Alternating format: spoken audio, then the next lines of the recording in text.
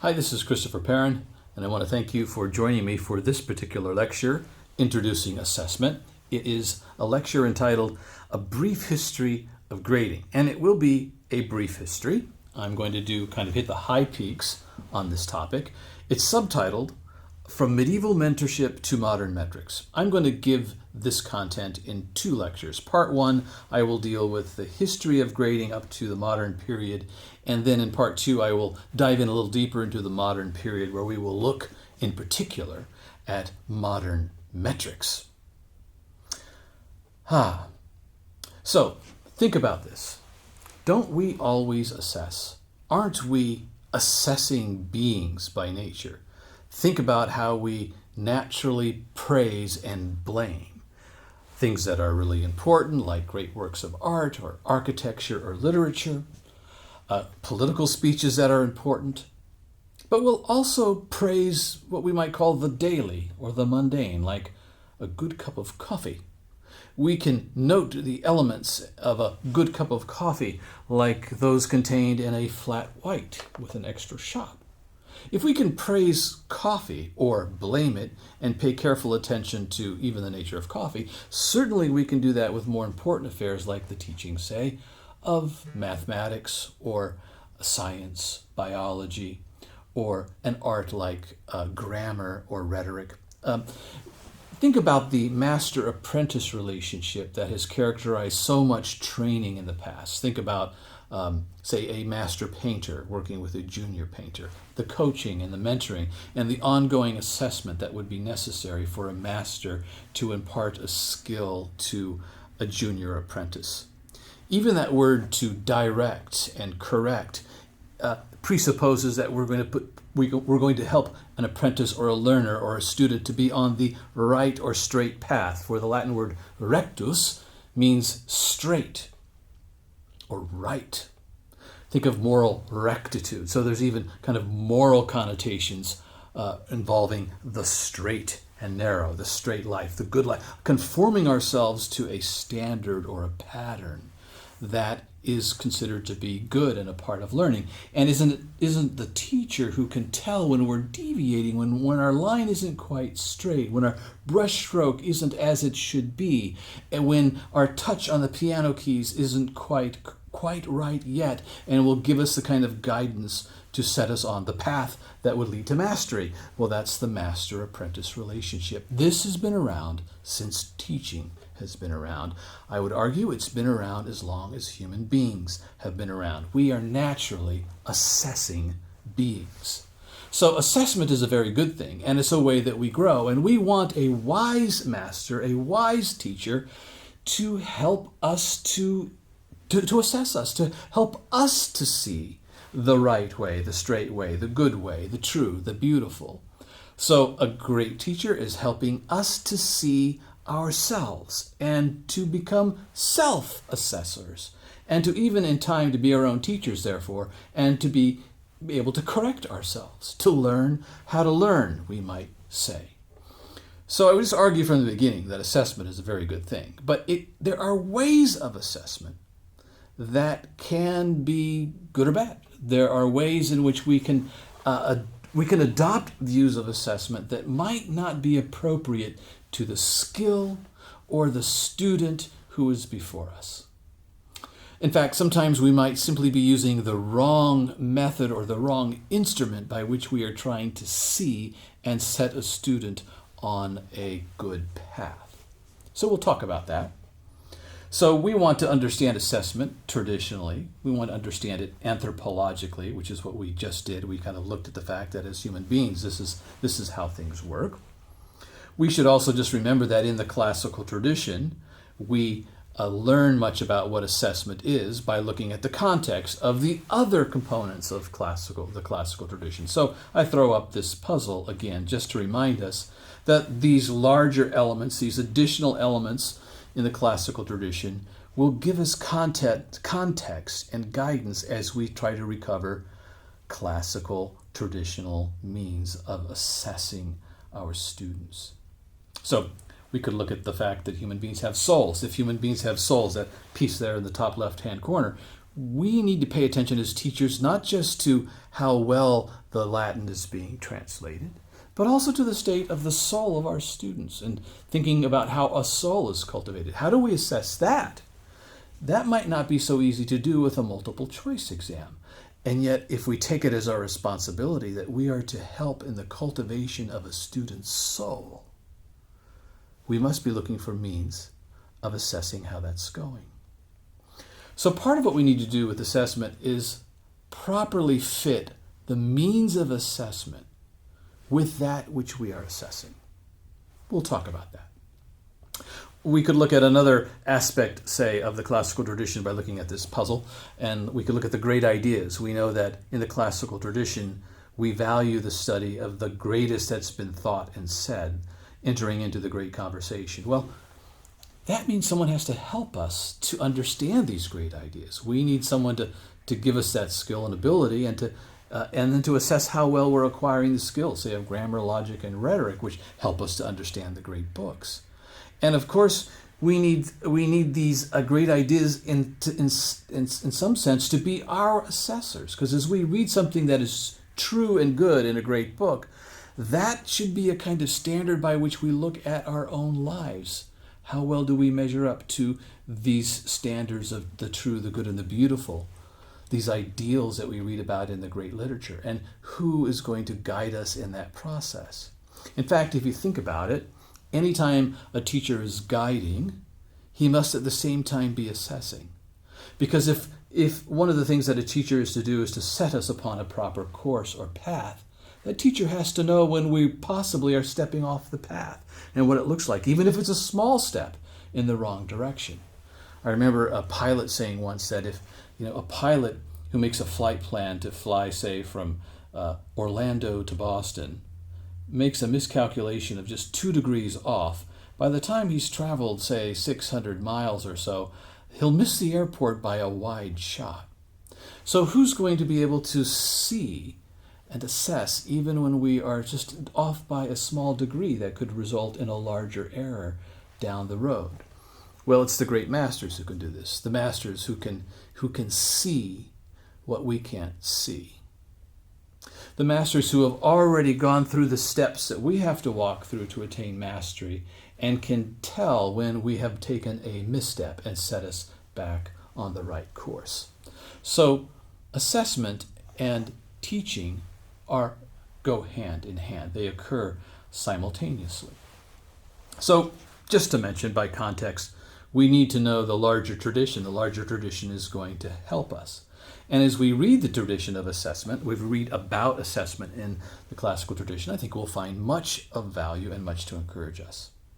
So let me just mention a few sources. There is a PDF that you can download called The History of Grading Practices, written some decades ago by Louise Whitmer Curitin. But it's a great kind of short piece of 7 or 8 pages that will really help you quickly get the context of the history of grading. And then there's a book I'd like to mention. It's called Grading and Marking in American Schools, 2 Centuries of Debate by John A. Laska and Tina Juarez. If you can find this online, this can be helpful.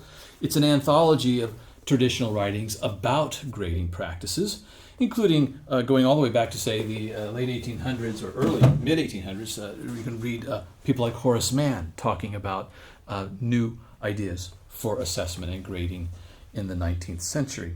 And many modern writers as well in that anthology. So we'll look at the tradition. We'll assume that in order for us to go forward in the renewal of the classical tradition, recovering the evergreen ideas that never really have grown old, but maybe have been neglected to our detriment, we will find great wisdom there. We will go forward by restoring some of the practices and ideas from the past. We would do well just to remember what classical education is. If you happen to be viewing this video before you've done a study of what classical education is, I would encourage you maybe to just stop the video and take a course on the Introduction to Classical Education, either the one that I offer or the Liberal Arts Tradition course on Classical U would be a better course perhaps to take first. But here is classical education defined for you in a brief statement, kind of dictionary style. classical education is a traditional approach to education rooted in Western civilization and culture, employing the historical curriculum and pedagogy of the 7 liberal arts in order to cultivate men and women characterized by wisdom, virtue, and eloquence. Now, as we consider even this definition, we should ask the question, what does this have to do with assessment? Well, if it's our goal that men and women would be characterized by wisdom, virtue, and eloquence, well, then we need to think about how we would know if that's occurring. What does it look like for a student to grow in wisdom, virtue, and eloquence?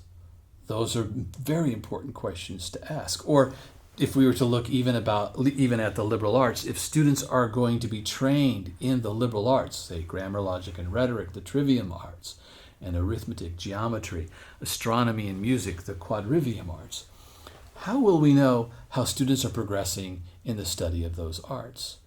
Those are questions, of course, that we should ask as teachers and assessors. So even the definition of classical education is already begging this question. Well, how would we know if we're actually doing what this definition suggests we should be doing? Here are what I consider to be some foundational questions that will be the context for our discussion of assessment and inform assessment. First of all, whom do we teach? Since we're teaching human beings, and human beings have souls, etc., and bodies, we should be asking the question, what are these enfleshed souls? What are humans? What is a human for? This is getting to our anthropology, and this points out to us that our philosophy and our theology are very important for educational practices. Teaching practices, pedagogies are going to follow from our anthropology. What do you think a human being is? And of course, I stand in the tradition of what we would call, say, Christian realism or philosophical realism. This is the idea that truth, goodness, beauty, the virtues are real. They truly exist independent of whatever we think of them. We don't create them out of our own heads. And that we are to conform ourselves to these ideals. As a Christian, I also believe that we're made in God's image, and that this is why we have the gift of language, the gift of being able to measure and quantify. The gift of being able to assess is also coming from the fact that we are human beings who are designed so that we can make judgments, wise judgments in time about what is true, good, and beautiful, and about whether a human being is growing in his understanding and apprehension and conformity to the true, the good, and the beautiful. To what end do we teach is another question. I've already mentioned that the traditional ends of a classical education are wisdom, virtue, and eloquence. Well, it's an important question to ask as we consider assessment. What do we teach these students? Who teaches these students? In what setting do we teach? What do we assess? Ability, achievement, virtue, all of these? Do we assess against a standard of mastery? What is accessible and what's not? What is measurable, say using numbers, and what is not? What about time, capacity, and virtue? Assessment's going to take time. We can't really assess how a student is doing unless we can look at that student over time. What about capacity? Are we assessing capacity? Are we assessing virtue? These are important questions, and there have been two main historic approaches to these kinds of questions. One has been, in fact, to assess according to a standard of mastery. This is assessing with the assumption that there is a kind of already understood mastery of an art or a skill or mastered understanding of ideas, and that it's the teacher's job to help the student to acquire that understanding, acquire that skill, acquire that knowledge to a point where they are truly strong and maybe self-learners, self-teachers. That would be mastery. There's another approach, which is to assess according to other students' performance. In other words, comparative grading rather than mastery grading. This is grading on a curve, say. This is a kind of a grading system in which the student who has the highest grade in the class, even if he only answers 10 out of 50 questions correctly, would be the A student. It's a comparative study. This is when we are ranking students and trying to describe students in comparison to how other students are doing. Not everyone can get an A in this particular method. The mastery approach says you have mastered a body of knowledge, or you've mastered a set of skills, or you've mastered the understanding of a set of important ideas. Comparison says, the approach to assessment that is comparison says you have distinguished yourself among your peers. Now note that we can also grade or assess using a combination of these two. So you probably have gone through an education in which part of what you did, part of the way you were assessed was by mastery and part by comparison. For example, if you received some kind of designation, like in many high schools where if you were a part of the National Honor Society, you get to wear a certain tassel, or if you had a certain GPA, you got to wear a certain tassel, that would be comparison grading, where you're ranked above your peers for that GPA. If you've gone through a college where you were taking a chemistry course in which everybody was graded on a curve, that would have been comparison grading. The word adsidere means to sit down beside. Sedere means to sit down. Adsidere means to sit down beside someone, as it were, right next to someone. It can therefore mean to attend or assist. Why do I mention this Latin verb adsidere?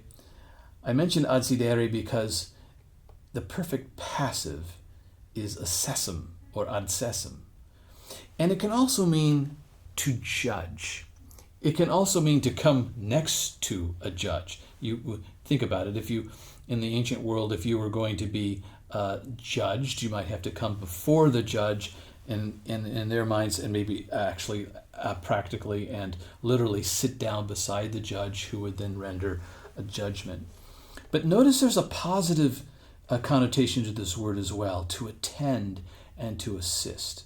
So that person, the good judge, the wise judge, would be your master or teacher by whom you would sit, who would give you thoughtful assistance and assessment. So even in the etymology of the Latin, the Latin word that is behind assessment, there is this idea of a very helpful assistance and attending to as well. There's also a negative connotation. You can think about going to before a judge and receiving a harsh judgment, maybe a sentence you didn't want to hear. But I like the fact that there's also a very positive connotation that comes from this word as well. The word mastery itself is derived from the Latin word magister. Magister was the word for captain of a ship or a teacher. We get the word magistrate and magisterial from magister. To become like your teacher. This is what Christ says in Luke 6:40, that when a student has been fully trained, he will become like his magister, will become like his teacher. Mastery is to become like your master. So in the classical tradition, again thinking of this master-apprentice-like relationship, the teacher is seeking to reproduce himself or herself in students. Mastery is becoming like the master. The master himself or herself seeking to form the student according to a form or standard. So when the master has, say, mastered grammar or mastered rhetoric, knowing that mastery, he seeks to bring his students or her students in conformity to those forms or standards of mastery. The magister or master therefore knows what is the larger end of education. The larger end of education we've already described. It's wisdom, eloquence, and virtue. Those are the high ends that a classical teacher is thinking about. and seeking to conform his students to. And of course, the master knows the art which he or she is teaching. Say it's rhetoric. If you're studying rhetoric, there will be some factual knowledge that must be mastered. There will be skills. There will be the understanding of ideas, rhetorical theory, and training in wise choices or judgment. That art of rhetoric is something the master knows and knows how to impart. Andrew KERN makes a point, and I think he's right on to do this. He makes a point of saying that assessment in the classical tradition should be a blessing. It should not be a harsh sentence reality. It should be a blessing. He says that, first of all, assessment should be prompt, and he's speaking mainly of correction here, that kind of assessment that is setting a student upon the path that he should be upon. This correction should be prompt, it should be personal, it should be loving, and it should be practical or actionable. Now, later on, you'll see a video where Andrew talks about this, but I think it's worth highlighting right now. When we assess to bless other students, we should do it quickly. We should do it as soon as we see a student step off the path. We should be helping that student to step on the path. So we should correct and set a student right promptly, immediately if possible. It should be personal. So this again gets to the idea of an apprentice-master relationship. It ought not to be simply a comment we make before a class of 35 students. There may be a place for that from time to time, but the more personal the correction can be, the more effective it's going to be. And of course, it should be loving, because we're seeking to help a student. We do love the student, and helping them to step back on the right path, right on the right course, is going to be a very loving thing to do anyway. And it should be practical. We should be helping the student to know what step to take next that's going to be most helpful to that student.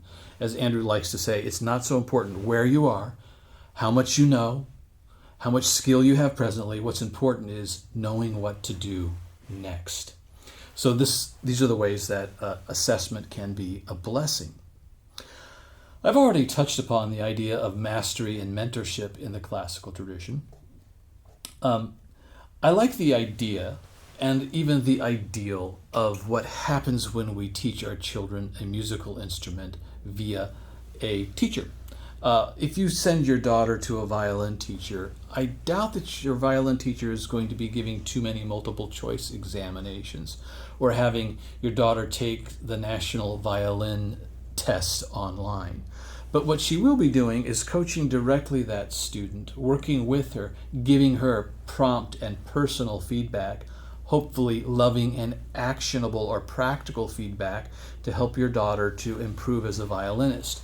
And probably when you pick up your daughter from a violin lesson and want to know how she is doing, you won't be asking for a GPA, a grade point average, or a percentage score. Your violin teacher is probably not going to say, well, it was an 88 this week.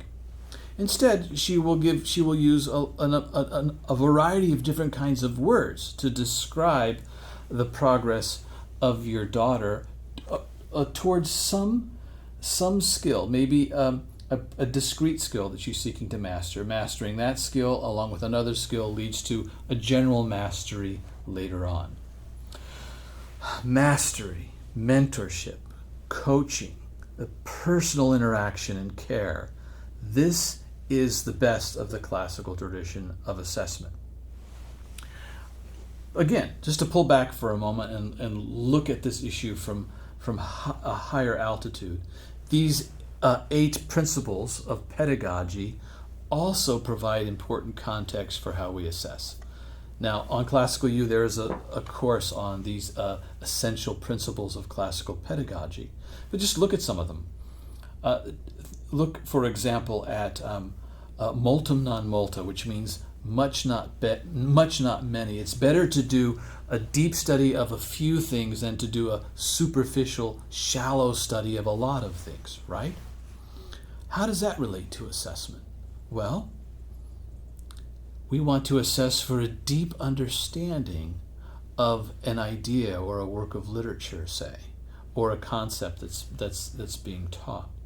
In fact, C.S. Lewis says that one of the mistakes we make, he says this in his autobiography, Surprised by Joy, one of the mistakes that teachers often make is to teach too many things to a student. And he says, if we teach too many subjects at once, too many arts at once, too many books at once to a student, what do?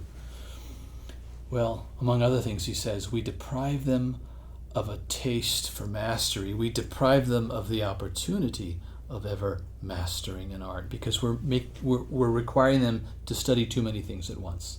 If you think about this in your high school or junior high experience, maybe even your college experience, if you had to study 8 or 9 different subjects at once through high school, you realize that you were never going to achieve mastery in any one of them. This is why we always are astonished when we meet a student who has mastered something by the time he or she's 18. So if we meet a high school student at age 17 or 18 who shows mastery of the violin, we are astonished. How is this possible? We know that it took a long obedience in one direction for that to happen. But what happens to that student who does master even just the violin? She acquires, according to Lewis, a taste for mastery. She knows what it's like to walk in one direction a long way and master something. And having mastered the violin, what is the likelihood that she might master something else? It increases dramatically because having mastered one thing, she knows what it is like. She has a taste for mastery. She knows what it's like to master the next thing. So just that one principle of multum non multa is very much related to assessment. We would do far better to assess for a deep knowledge of a few things rather than a superficial knowledge of a lot of things. Now, we could look at some of these other principles, and if we had time, we could tease out the way that, say, wonder and curiosity or the educational virtues are related to assessment. I've already mentioned that if we're seeking to cultivate virtues, we have to be thinking about how we would assess how that is happening. What would it look like? What kind of instruments would we use to measure that? Well, now to talk about the history of ancient grading more directly. You should know this. I think it'll be helpful. One is, there's no record of a formal grading system like the ones we have now in the ancient world. There certainly wasn't the A, B, C, D, F system. It's also true that there was a good bit of punishment in the ancient world for failing to show learning. This Latin phrase, manum ferulae subducere, essentially means, give me a stick. There were punishments and threats. In fact, Augustine says this, reflecting on his own education. He says, "Who is there who would not recoil in horror and choose death if he was asked to choose between dying or going back to his childhood?" Reflecting on his education. But rewards were also encouraged. In fact, the Roman poet Horace says that young children should be offered cakes in the forms of the letters that they are learning for good work completed. So the carrot and the stick, rewards and punishments, have been around for some time. Even in the ancient world, they were quite prevalent. Competition was often encouraged, sometimes even rivalry between boys in a school setting. Teacher recommendations were a very important, if not primary, means of assessment. What your masters thought of you and what they said to others was really important. So think in terms of letters of recommendation. If Augustine did really well in some of his secondary education, he would get a recommendation from his masters that would enable him to find a nice place training in higher education later. That's the way it would work. Letters of recommendation. Education was for the elite and aristocratic classes only, and for many centuries, maybe 5 to 10% of the population would have opportunity, wealth, and freedom to even get a good education. Often education was in smaller classes than we would think of them today, even tutorials. Education was literary and non-servile, and it was designed to humanize those who were being studied.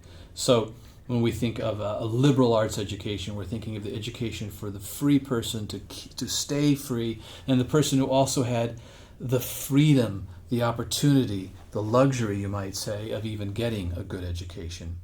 Later, there was a dialectical and philosophical and rhetorical and professional education, say, in medicine and law.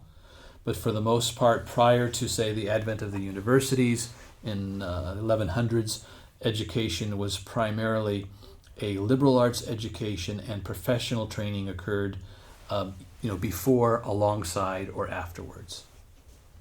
What were your credentials as a student? The teacher that you had. Who did you study with? The school you went to were your chief credentials. And of course, a letter of recommendation that you might be able to take with you. In the medieval period, we can say as well that there was no record of a formal grading system, nothing like we know now.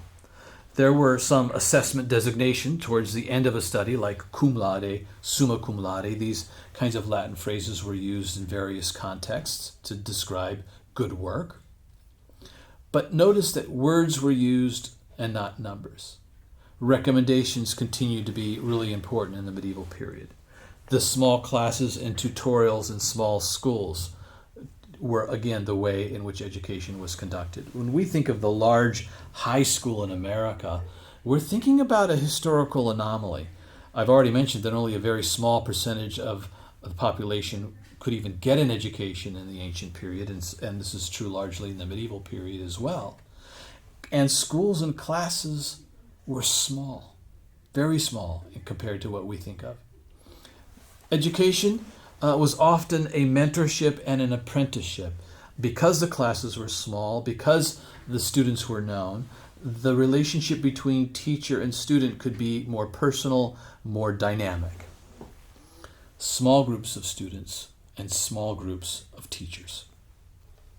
In the Renaissance, we still don't have a formal system of grading like we're used to thinking about now in our contemporary period. There was an extension of the medieval system with a turn back to the springs of knowledge from the Greeks and Romans, ad fontes, back to the fountains of ancient learning. The universities began to grow, having been founded, say, in the 1100s. Places like the University of Paris and Oxford, etc., grow to become very large institutions, relatively speaking. Not so large compared to what we're thinking about. There were no universities with 45,000 students, say, attending. There were still small schools, small classes. There were some designations that were used in the Renaissance period and Reformation period to describe what students needed to do. For example, the Jesuits had just 2 designations, and they started some 800 schools and colleges, beginning with around 1540 with Ignatius Loyola as part of the Counter-Reformation. Well, the Jesuits' designations were adequate and surpassing adequacy. That's really all they were looking for in a student, is to be doing adequate work or doing above and beyond what they considered to be adequate work. If a student did not do adequate work, that student would need to repeat the study. You might call that a pass-fail designation. There were periodic evaluations. There were final assessments that we might call pass-fail assessments in order for a teacher, for example, to receive a credential of a Master of Arts, an MA. There would be some examinations that young man would need to go through in order to be qualified to be a Master of the Arts, qualified to teach in any of the 7 liberal arts. Well, now to just bring us up to speed and talk about grading from 1800 to present, the first person, at least in many records, that is thought to have established a grading system is William Farish in 1792, a chemist from Cambridge University, and he created a scale for grading. In 1785, we see some kinds of designations on a 4-point scale of optimi, meaning the best, second optimi, the second best, the inferiores, and the peores. The inferiores would be inferior, and the peores means the worst. So the best, second best, the inferior, and the worst. Class rankings begin to occur at this time. There were 3 designations in 1891 that we read about: high, medium, and deficient. We see designations like distinguished, approved, disapproved, and passed, conditioned, and not passed. In 1901, a 3-scale definition or designation. We even find in 1891 an example of a 6 designation. These are all from American universities: optimus, melior, bonus, malus, peior, and pessimus. That means the best, better, good, bad, worse, and the worst. Teachers were examined and graded annually with written tests, and they were often graded before even their students were. And a 100-point scale was sometimes used to examine teachers. Some of these teacher examinations were even public, where the public was invited to watch these teachers being examined, and if a teacher didn't pass the exam, he would no longer be allowed to teach in that school. In 1895, the University of Michigan had these designations: passed, incomplete, not passed, conditional, and absent. It was in 1897 that Mount Holyoke College, a women's college in Massachusetts, first used the A, B, C, D designations along with an E. Eventually, the E is going to fall off and just be replaced with an F, because F conveniently could stand for failure. Starch and Elliott write in 1912, the research in 1912 proved that subjectivity and wide variance in grading practices existed. And they did this by sending the same kind of essay questions to multiple teachers, asking these teachers from around the country to grade a particular test and the answers on those tests, and they found that the variation in the way grading occurred from teacher to teacher around the country was wide. In the early 1900s, we begin to see grading on the curve emerging. Winfield Scott Hall in 1906 did some study and showed that and argued that grades should resemble anthropometric data. What he means by this is he thinks that since there's a kind of standard curve of measurements that we can find when we measure, say, the size of a human skull or the size of a human foot, essentially following the bell curve, with some people having very large heads, just a few, and very few people having very small heads, and a large group in the middle having kind of what we might call various forms of medium-sized heads. He thought that that should be the case with academic ability and capacity, and therefore academic outputs or outcomes as well. He expected to see the bell curve being manifested in any large enough group of students who are being assessed.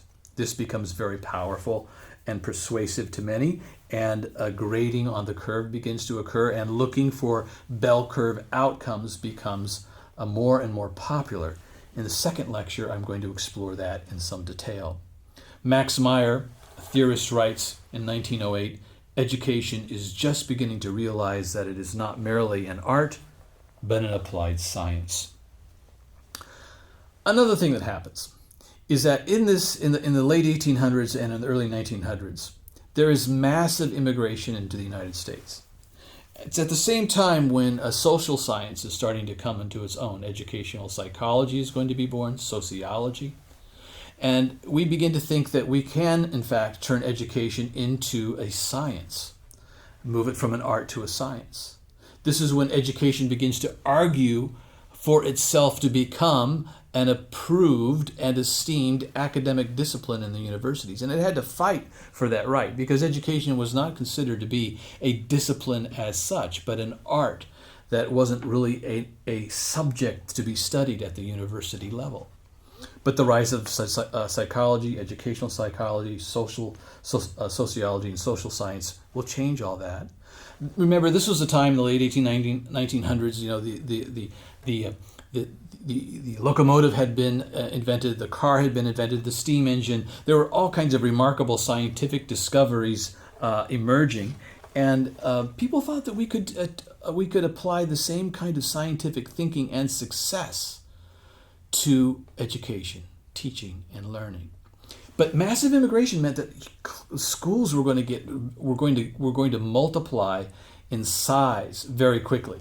This is what Brian Palmer says, even recently writing for Slate magazine online. Schools at the turn of the century were bursting at the seams, given the sudden increase in immigration and the rise of compulsory attendance laws.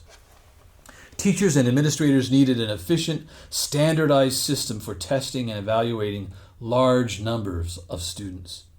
Another marvel of efficiency, the multiple choice exam, was invented at the beginning of the century as well. So this move towards standardization and efficiency, evaluating large numbers of students, becomes very important. And I think we could say almost necessary. What would you do if schools were growing this fast? For example, here's what Nicolin Lawson says. The number of public high schools increased from 500 to 10,000 between 1870 and 1910. These changes made the use of written descriptive reports, teacher recommendations, and narratives of student work, for example. These changes made the use of written descriptive reports less feasible, and high schools increasingly began using both percentage and letter grades to evaluate students. What the colleges had already begun to do with their designations, the high schools began to emulate and do as well. So there was this big move towards efficiency, this big move towards trying to manage large numbers of students. So coping with these very large numbers is going to lead to assessment methods that are quantifiable, that are easily transferable, and that would mean numbers. It's because of the rise of large industry, scientific discovery, the rise of social science, that we begin to think in terms of metrics and quantifying exams that are transferable, and eventually with the invention of the computer, machine readable. The World War I and the Army's serviceman exam also becomes a very influential contributor to mental testing as a part of the way that we will do assessment, standardized assessment and aptitude assessment, mental testing assessment.